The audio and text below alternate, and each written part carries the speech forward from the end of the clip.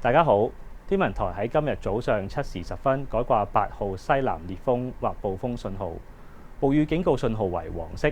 表示香港廣泛地區已經錄得或者預料會有每小時雨量超過30毫米嘅大雨。渠務署嘅緊急事故控制中心已經係尋晚嘅8時啟動，現時已經派遣超過60隊緊急應變隊伍處理市民嘅求助個案。截至上午9時，我哋並未有確認嘅水浸個案。喺天氣不穩嘅情況底下，渠務署會同天文台同埋路政署緊密聯繫同合作，保持戒備同埋快速派遣緊急應變隊伍，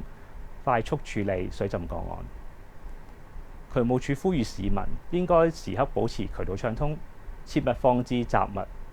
阻塞排水渠口。市民亦應該遠離河道，並且及早完成防水浸措施。如果遇到嚴重嘅水浸情況，應該盡快撤離。